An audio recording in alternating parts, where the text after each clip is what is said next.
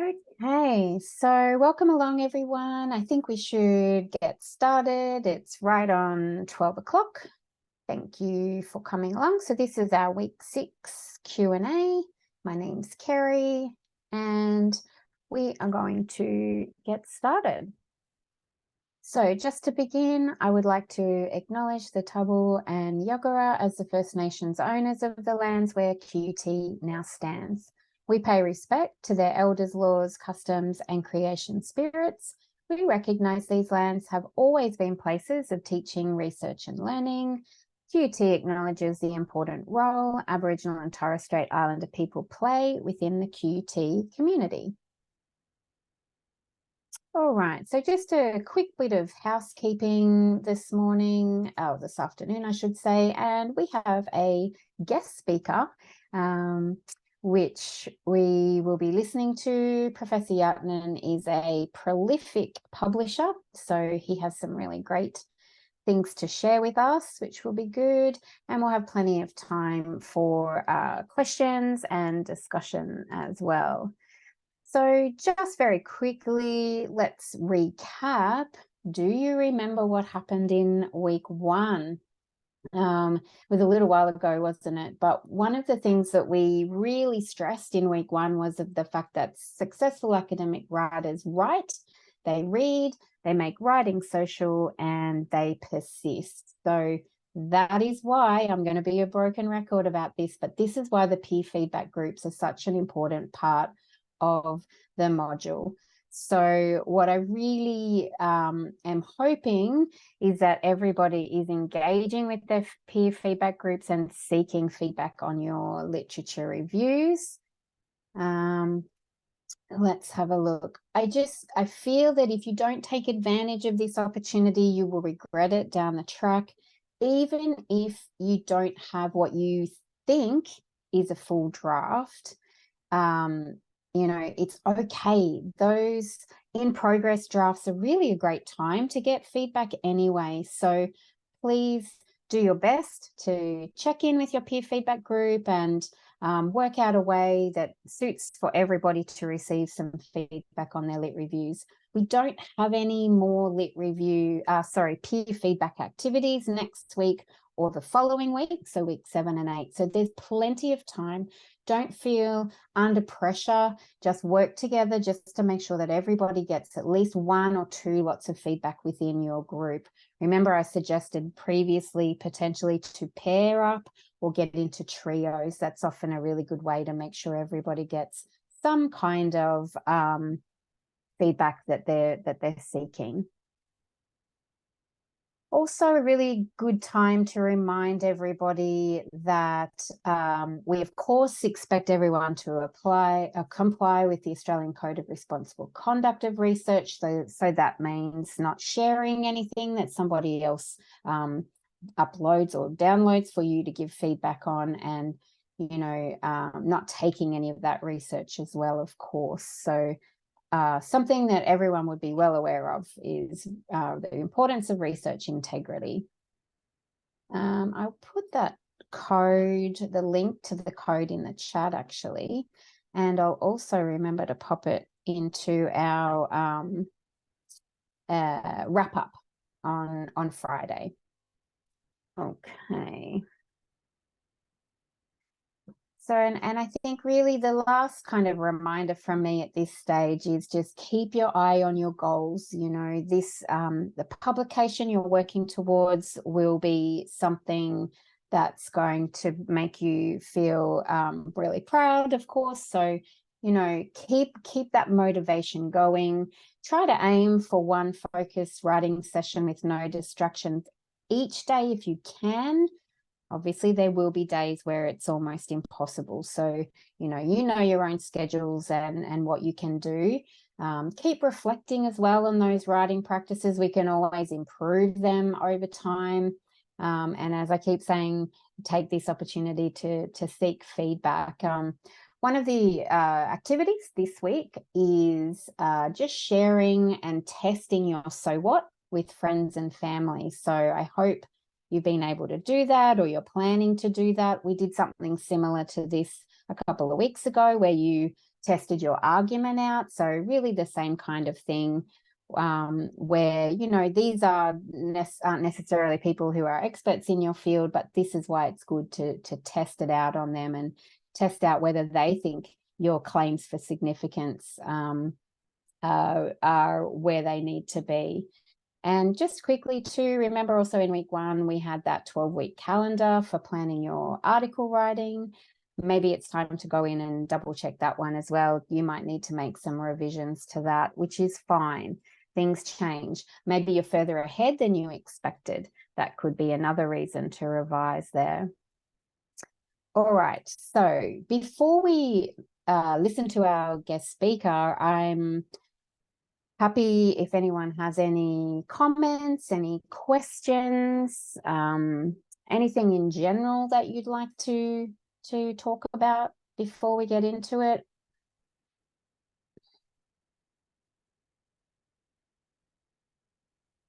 Everybody's feeling on track.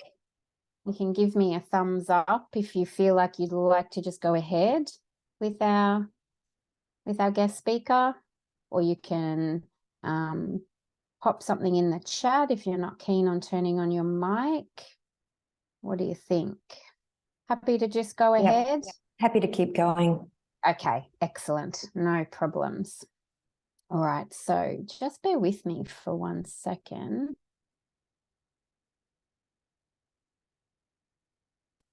Okay, good. I'm going to go into share now. Our guest speaker.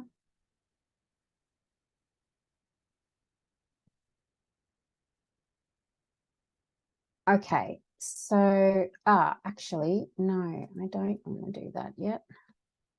Sorry, my apologies.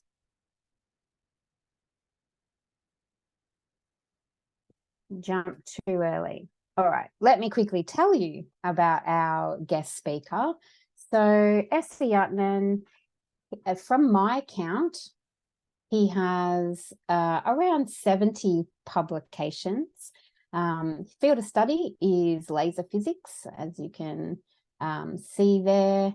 And he was a senior research scientist for the CSIRO and then came to QUT soon after that. He's been in QUT since 2002 and just continues to get those publications out there. So someone who's going to be a really good guest speaker for us, because I don't know if I know I don't have 70 publications. So definitely we'll be able to learn a little bit from him. Now, what I would like to do as you're listening, let's think about how some of the things he talks about might apply to you. And these are the topics. I'm just going to pop them into the chat for you now so that you've still got those there once the slide's gone. And this is what we're talking about. So please jot down any questions you might have or anything that you find interesting that you would like to discuss further. All right, now I'm going to stop the share. And we're going to go in. So this was an interview that I did with Essa during the module last year. So that's why it's a recording. And let's begin.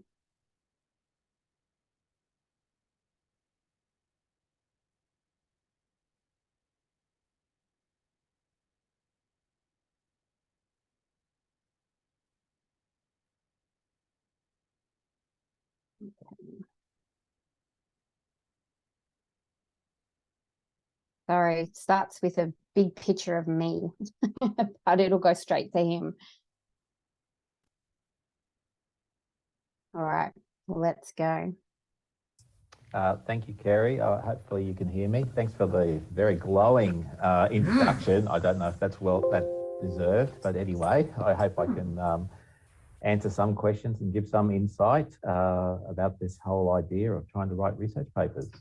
That's exactly right. Thank you. So what we sort of wanted to start about today was your experiences of what you found that journals generally expect in an article, and perhaps some common feedback that you've received during your experiences with getting published, and potentially how also you deal with rejection. So I know I've said 3 things there. So let's start with the expectations of of journals. What would you give advice for everyone here today? Yeah, I guess like that's a very broad question, I think, about expectations from journals, and it really would depend a bit on the journal, particular journal that you're targeting. And I think that's an important thing to note, is you really do need to target your work towards a specific or a range of journals, because if the work that you're presenting doesn't fit into the scope, then they'll reject it outright, and it's wasting your time and everyone else's time. So you really have got to look into what the scope of the journal is.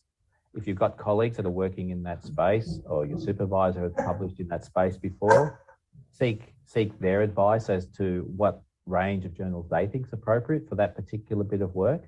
So really don't just base your decision on simple things like, is it a Q1 journal? Is it a top ranked journal in that space? You've really got to look at the target audience, what the work is about, and is that journal the fit and proper place to present that work in. With regards to expectations in general, of course, what you're presenting has to be new. It has to be original, unless it's a review article, of course. But if it's an original contribution, you have to be really highlighting what it is that's new, original, and what impact it has about the work that you're putting in there. Awesome, that's really good. So we did that in week 4. We spent a lot of activities around figuring out what was going to be the best journal to target. So yeah, really, and it does seem a little bit counterintuitive, doesn't it, to have done that so early in the 12 weeks. But exactly as you said, if you know the scope and you can then write your article to how they expect with their author guidelines as well. Have you tended to submit to the similar journals, or have you got a whole range that you go to? I guess that depends a bit on your field. You may find that the area that you're working in is pretty narrow, in terms of there's only a limited number of people researching in that space. And as a result, there's fewer journals that cater for your needs. So it depends a bit on your field. If I use my own as an example, I work in optical physics. And so if I'm talking about a technique that we've developed in that space, a research technique, then there's probably 5 or 6 go-tos that I would have, that I have good experience with. And I would probably look at them. I generally would steer away from going to the same journal every time, because then it becomes a little bit like you're not broadening the reach of your work, And the other thing to think about is also the impact of the work. Is the stuff that you're presenting, of really strong interest to people like yourself, professionals in that space? If so, you probably want a targeted journal. But if it's more general, the implications, the impact of your work are more broadly accessible to the community and the like, then you probably want to target a more broader journal, perhaps a nature paper, which is, a fairly high thing to aim for, but some work that we do at QUT does belong in journals like Nature and Science and other examples like that. Great.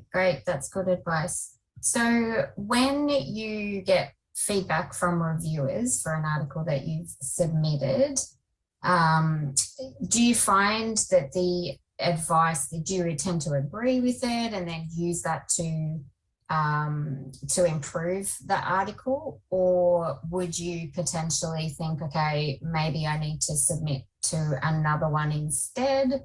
Sort of, what's your experiences with the reviews, and also, I guess, rejection? Let's call it that. Rejection of your paper, not of you. That's it, and that's a very important point to make. Yes. Firstly, when you get that criticism come back, your immediate reaction is, that is all wrong. They don't see the brilliance of my work. What are they thinking? Are they reading the same paper I submitted? And once that subsides, then you can look at it a bit more rationally and calmly. And let me reassure all of you out there that will be your gut reaction in most cases. how could they dare say that about my work? It's the best thing ever, you know, and that's a normal reaction. I still have that. And at times I've had to have my colleagues, my co-authors, rein me back from tearing strips off the editor for allowing somebody to comment on my work in that way, you know. So there is passion there because it's a creation of yours that you put out there for people's view, and it hurts a bit. It does hurt a bit. You've got to accept that will be the case. But then once the passion dies away, the emotion dies away, if you look closely at what's being said, often you will grudgingly agree. You will go, it's not as clear as I thought it was. That's why they can't see the original contribution there, because it's buried in all this other stuff. And all they're really asking me to do is to pull it out and show them clearly what is new about this compared to other things. And that's the other thing to take note about reviewers. They are like you. They want to get their work published. They are also, experience the same highs and lows that you will feel. And they genuinely will want to help you. They will want to get your work across the line if it deserves to get across the line. So they're really there to help you. And I guess, yeah, there will be emotion there because it's your creation, and that, stings a bit when you get some comments that aren't, you don't really necessarily think are correct, but then if you let the passion go away, you'll find that perhaps there is something in there to look at. Yeah, that's good. That's really good. So I usually recommend, even getting feedback from anybody really, supervisors as well, is maybe read it, then close the laptop or the computer, walk away. Yep. Walk away for a day and just let it all out, and then come back with a clear mind and then go from there. That's exactly right, Kerry. And I had a recent experience maybe a year ago where I and a HDR, we were co-authors on the same work. He was lead author. He put something, submitted something to a journal. It came back and they rejected it. And we at first thought didn't agree with that. And after inquiring as to what the problem was, it was clear that it wasn't going to get into that journal. So we resubmitted it as was. It's the only time I've really ever done that. Resubmitted to another journal. Yeah. Yeah. And the same thing. So then when we, put that down for a little while, we had to think. We came back to it with fresh eyes. They were correct. Like I said, it wasn't clear. The comments were, well, what's different between this and this other work? And the next journal, the feedback that came back was along the lines of, this lacks clarity, And then once we put it away, had a chance to sort of think about other things and then come back to it, they were correct. And then we addressed those comments, submitted it again to the second journal, and they accepted it. Yeah, that's great. So perseverance. Yeah, definitely. We've been talking about a lot as well, and just staying motivated with that passion that you have. Yeah. And the goals to be. I think writing research papers in particular is how you grow resilience, and we have to apply for many things as researchers, including funding and getting our papers published. And to do that successfully requires a high degree of resilience. And as much as it can sometimes sting, it's a good lesson to learn. Yeah. Yeah. And it will make the paper better in the long run. That it's all part of that feedback process, isn't it? So That's right. You talked about collaborating. And I said at the beginning, you've got more than 70 papers, probably up near the 100. Most of those are part of a research team, aren't they? Yeah, I think, that's very true. I've got maybe 20 odd, maybe it's a bit, I don't remember the number, where I was single author. Yep. And that generally happens earlier in your career, as an early career researcher or as a HDR. Mm-hmm. But then as your career progresses, you generally start to work in bigger and bigger teams, and the publications represent that through the team authorship, if you like. And again, I point out that just because you're part of a team doesn't mean your name goes on the paper. That's not how it works. You have to actually contribute something to the work.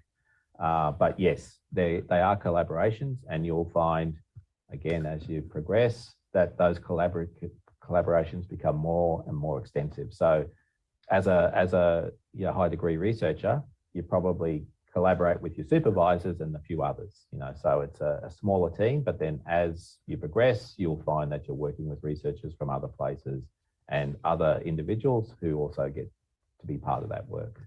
Yeah, so another example of it will get easier.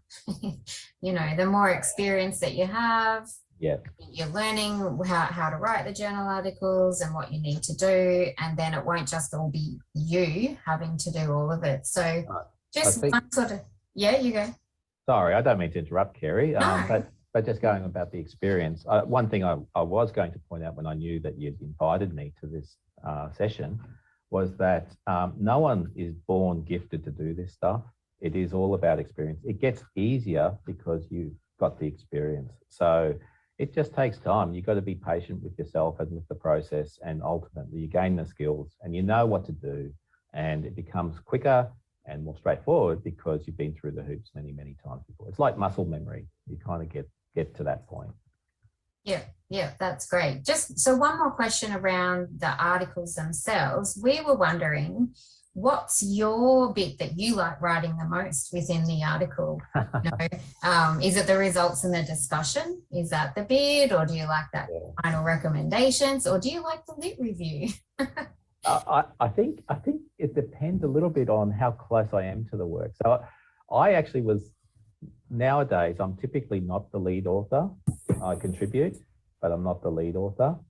And but I recently wrote a paper where I was the lead author because I was very passionate about this particular bit of work. So in that case, I wrote a large part of pretty much most of the paper in terms of including results and conclusions and the like, with my co-authors contributing in patches here and there throughout. But to be honest, most of my work now is done with my research team. So we've got postdocs, we've got HDRs, and they're preparing the bulk of the paper.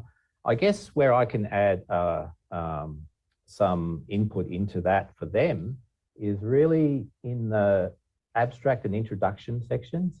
And to many people, those parts seem to be, oh, well, I'll get to that later. That's not important, laying out the groundwork. But to me, they're really important parts of the paper because that's where you sell the paper.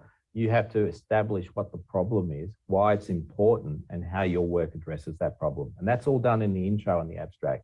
So those two bits to me are really, really important parts.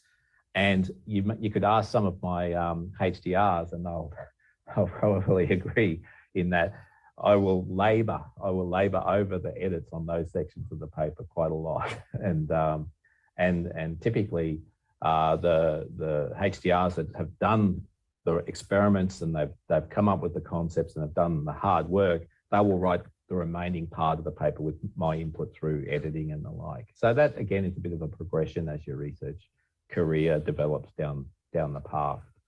Yeah. Okay. That's really good because I agree. We want to hook the reader in, don't we? In the abstract and the introduction, most definitely. Yeah. All right, great. So another thing that I see that is challenging about writing about your research is that whole process of writing is invisible. You can't say, right, first you do this. It's iterative, going backwards and forwards. So for you, your writing practices and getting your writing done, which everybody's struggling with procrastination, with distractions and all of those sorts of things, competing tasks that are important. Any advice on how to get your writing done? Yeah, I think you've got to force yourself on occasion. You have to set yourself some time, and don't let yourself cancel that time to do it. And sometimes you'll sit down there and you'll think, at the end of it, you'll think, oh, that half an hour was wasted. I got nothing out. But you were thinking that whole time, and you may have crossed up a whole bunch of dead ends that you will not explore the next time. So it is useful, even those times when nothing really appears on the paper that you think is concrete. The other thing I'd suggest is when you do that is don't get caught up in trying to make the sentence perfect. Just let the ideas flood out of you, and it can be gobbledygook. That's okay. You can tidy that up later, but let it come out while it's rushing out, because you'll find that it comes in fits and spurts like that. and then polish it up later. Don't go back when you're putting all that stuff down and fix up that first sentence because it didn't make sense or the grammar's not correct. Come back to that later. So do the polishing after all the ideas and thoughts have come out of your mind. Awesome. Yep. That's what we'll be doing in the module as well. Near the end is we go back and do all the polishing. So, and one last question that's one of my passions is seeking feedback. You know, you've got your people that you're collaborating with. Is that a process that you find is easy, or is it, you know, because you are asking someone to take their time to give you feedback as well. So any advice around seeking feedback? Yeah, I think it's, you know, in my experience as a supervisor, it's something that is really hard for HDRs at first to do. They really feel close to their work and they're very reluctant to let other people in on it. And I think the earlier the better. And that doesn't mean just your supervisor. If you've got a research group, I'd circulate your drafts and things with them and offer to do the same service for them. The more feedback and eyes you have look over it, the better. You know, you'll pick up those problems earlier, so it's not up to the reviewer to point out something that should have been caught or captured a bit earlier on. So you've got to be brave. You've got to be brave. You've got to put it out there. And if you know, and mostly your colleagues around you, they care about you as well as value as a colleague. So they'll be gentle, much more gentler than a reviewer external that you don't know who they are will be. So I think it's a really good practice to be willing to take the risk of getting, you know, a bit of you know, criticism, which is designed to be positive about your work from your colleagues that are close to you. I think that's not a bad way to go. Good, thank you. All right, well, thank you so much for your time. I just wanted to see if there's anybody that wants to ask you a question. Yeah. Anybody out there, you want to pop into the chat or turn your mic on for a question?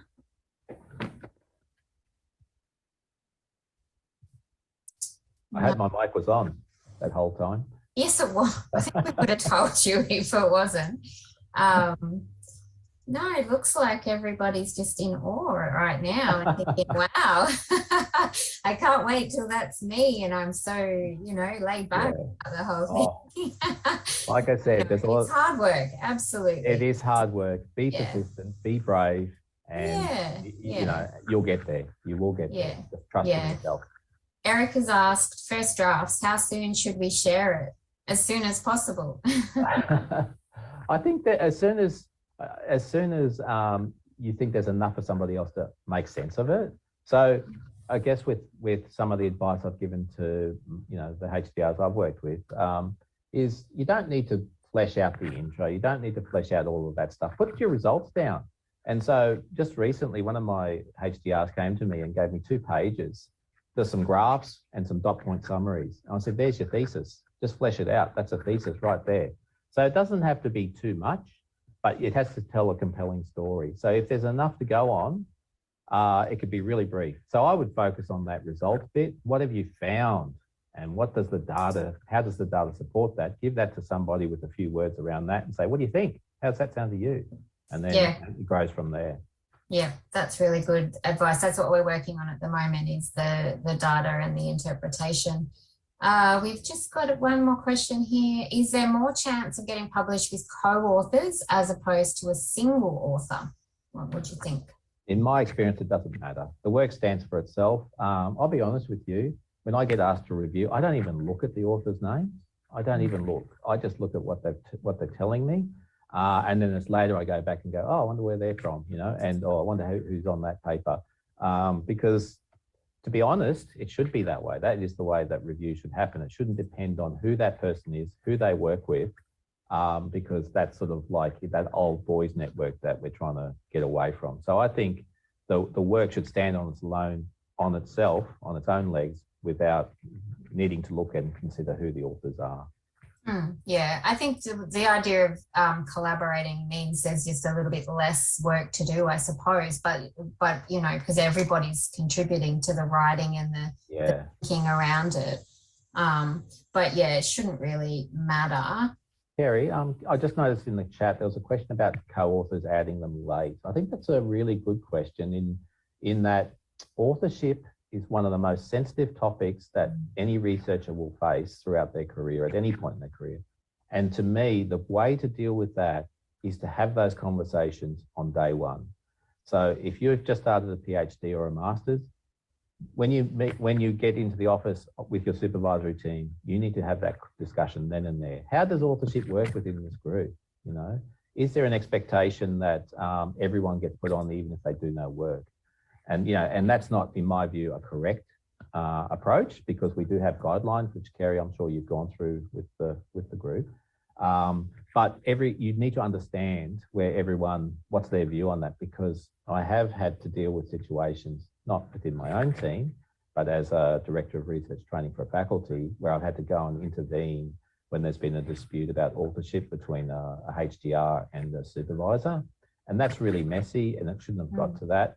And I think you really want to iron out those things, you know, really early on. And if you're working in an extended collaboration where you don't, you know, like there's new people coming in from elsewhere, that very first draft that you circulate, put the authors down in the order you think is fit, day one, because don't leave that bit vacant until the very end. Otherwise, there could be things to resolve just prior to the paper being submitted. You know? Yeah. So have that out there really early so that a discussion can take place if there are going to be any problems. They emerge right at day one, and you can really nip them in the bud really early. Yeah, that's really good advice. For those of you who are thinking back, did we touch on this? We did really early on in week 1, very briefly. And the idea was that universities will have those sorts of guidelines on authorship. So double check with whichever university you're in, and QT definitely has all that information as well.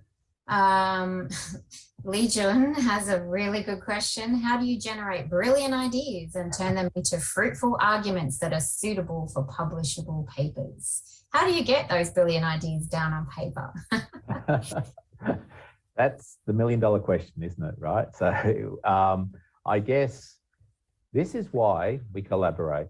Okay. Ideas do come from having conversations with people. Some of the best ideas that have emerged in my experience, where I've been part of an authorship team, have come from the people I work with, and in particular the HDRs that I've worked with. So I've had some really exceptional experiences where we've done some really good research, and the idea came from the HDR. And so that's something important to note, is that don't sit back and wait for somebody in the team to suggest, how about we do this? I mean, that happens sometimes, but if you've got ideas, offer them in your meeting and say, what do you think about this? Is this going to add something new or something we didn't think of before? Have those conversations, because especially when you first start, you can be a little bit reluctant to bring those ideas forth. There's no such thing as a bad idea. You've probably heard that many times, or a dumb comment.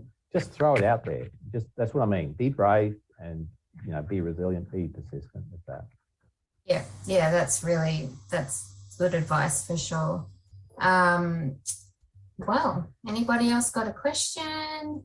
I think Anna. Oh, you're on mute. Oh, there you go. Thank you.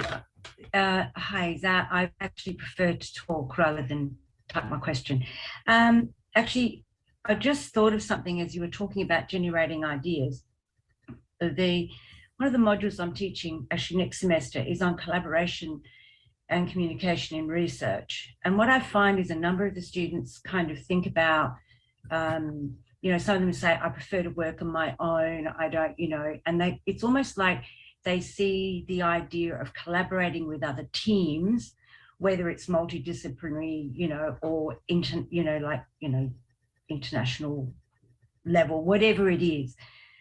And I've just found your comment just then extremely useful. I wonder if you could how do you help students personally, if you do, kind of overcome some of these apprehensions about working with others, and whether it's being overprotective about their ideas, or whether it's, not sure how they're going to get on, all those sorts of issues? I mean, I deal with it to, you know, as best I can, but I'd love to hear from you. Thanks, Anna. That's a very, deep question. And I guess, at the heart of that, research is a very personal journey, experience, in that people have different approaches to them, and there's no one single way. But I do agree that through collaboration, much more significant research can be done. I guess if you want to watch a visual, funny example of this, watch The Big Bang Theory and watch the lead character grow from being someone who is deeply personal about their own research and then actually collaborating with people, even if that person was his wife or friend,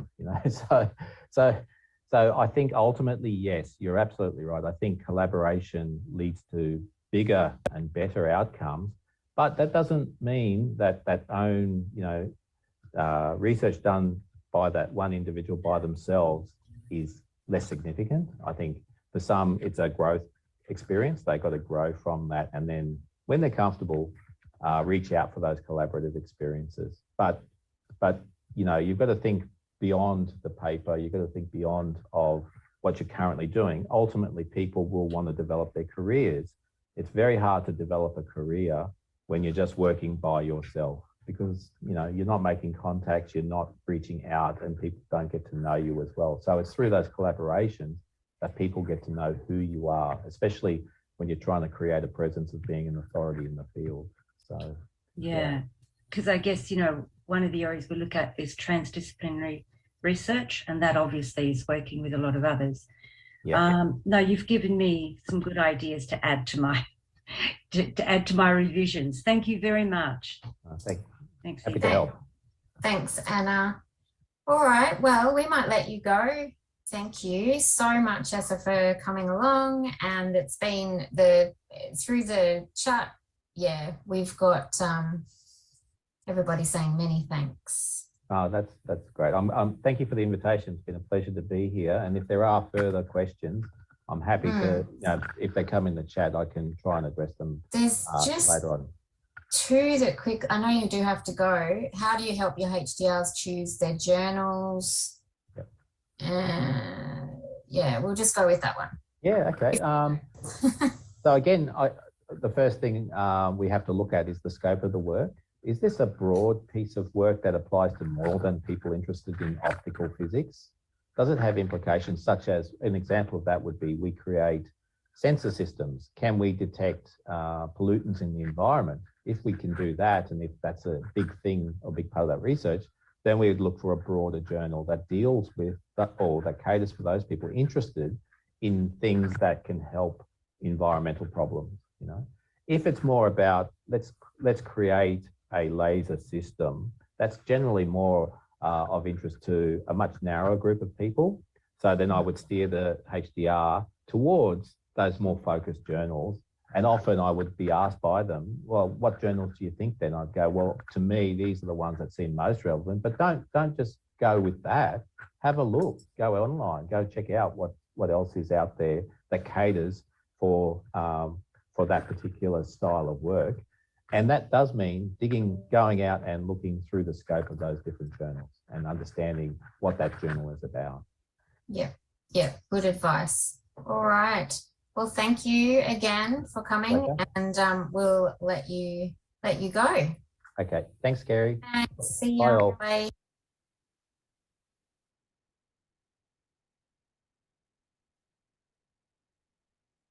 Okay.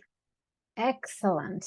All right, let me just quickly go back to the slides. 1 second.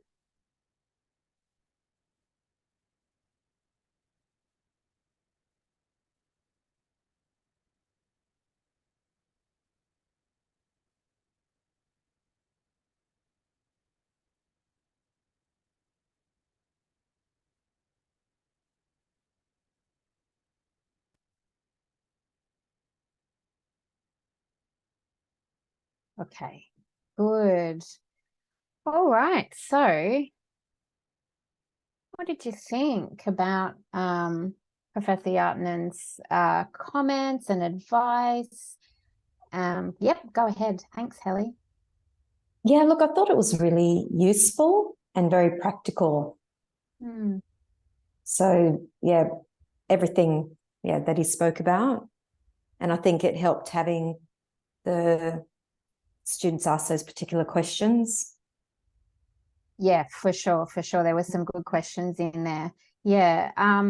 I think there was a few interesting things. The notes that I generally have jotted down, one thing that I thought was interesting was when he said right from the beginning, don't always base on a Q1. I think that's interesting. We often want to go for those higher ones purely, you know, for our career and for the, you know, it does make sense to aim high, but also, you know, he was saying that that's not always going to be the best journals for what we're particularly doing. And I think we saw that in our week 4 when we were looking at the due diligence and what he said at the end about the scope of the journals. Was that something that how did you go with that due diligence in week 4? Were you able to sort of narrow down to some target journals? Yeah, I did. I found that I just looked at some articles that were looking into similar theories. Great. As in what I was writing about. And I found one particular journal that I could also cite within the article, because I did notice that that's something they said, that they will go through the reference list. And if you haven't cited that journal, they don't really want to know about the article. Yeah. And it makes sense, doesn't it? Because you're citing previous studies that are, you know, very much linked to what you're doing. He also, something that we have also focused on, firstly regarding our argument, and secondly the claims for significance, where he was saying, you know, that new and original thing that you've come up with, how that's so important to highlight the impact of that. And that's generally, even for him with all of his experience, is sometimes those the feedback coming back that the clarity just of that contribution wasn't there. And I think that's why in this module we've been focusing on that quite a lot, haven't we? The idea that, you know, the clarity of your argument and also making it clear, you know, what are the contributions or the implications regarding the claims for significance. Yeah. And the other thing now that he said that I sort of jotted down is the importance of the abstract and the introduction. Now we start, I think it's about week 9 or week 10 that we focus on that. And again, it's really about hooking the reader in and being clear about the argument and what the implications of the study is. So I think that was something really useful. Feedback. What did you think about him saying, you know, the earlier the better? And if you have a research group, utilize them, you know, for giving and receiving. And that's why I keep saying how important our peer feedback groups are. So how do you feel about receiving or seeking feedback? Is that something that you're getting better at? Yeah, definitely. Yeah, I think it's stepping aside from yourself and not being too precious about what you're working on and being open to all different aspects of feedback. I think you have to be open, definitely. Yeah, and also remembering that, you know, the comments are about what you have written, not about you as a person. I know we tend to take it so personally, don't we? And I think the last thing that he talked about that was really important as well, and is about authorship and, you know, making sure to have those conversations early on. I think for a lot of our participants in the module, many people are either single authors or working on something with their supervisory team potentially. Is that where you sort of fit in at the moment with what you're writing? Yeah, just on my own solo. So yeah, that's okay. And down the track, you know, you may be able to expand and have someone take a bit of the load. That would be good. Yeah, exactly. All right, so just to wrap up really quickly, I would like just another reminder. This is something that I was reminded of, you know, going through looking for exemplars to use. And something that I noticed was that we really need to remember to keep quite narrow, you know, our argument, our original contribution. It doesn't have to have 100 different moving parts. It's better to only have one or two. So here's some really good examples there where, you know, they are very specific, aren't they? The way, you know, physiotherapy following fractures or fragility fractures. So even more narrow there. So still around that big topic of physiotherapy. So you're still going to have your big topic, but really be clear about something quite small is going to make it easier for you to have that clear argument and that new and original impact and contribution. So just keep that in mind, especially for HDRs who are looking at publishing from their thesis. So if that's, whether that's by monograph or by publication, you know, look at it really broadly. And if you're doing a thesis by monograph, you know, you could still publish 2, 3, 4 papers from that really large document. And of course, by publication, you do need to publish 2, 3, or 4. So obviously, keeping them narrow will help you to with your writing process and getting that new and original contribution really clear as well. All right, so just one last call out to see if anyone has a comment or has any questions. Doesn't have to be about whatever's this week. Anyone got any questions? I actually didn't go into Canvas and double check if there were any questions. Maybe I should do that. Just give me 1 second. Ola, did you happen to notice if there was any questions posted? I haven't seen anything new. No, I didn't. I did look earlier in the week. Yeah. There's nothing in there? No. Okay. Very good. I'll quickly have one last look in case someone did something this morning.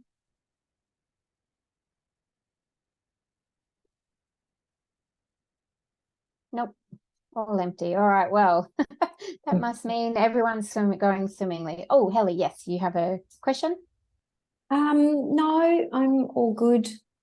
Excellent. I'm all good, yes. Awesome. All right, well, we might wrap it up, and I will say thank you. Thank you, Kerry. No problem. Thanks for coming along, and good luck as you continue with your lit reviews and working on that draft. I really appreciate you coming along today. Fantastic. Thank you. No worries. All right. See you, Okay, everybody. bye. Bye. Good. Bye-bye.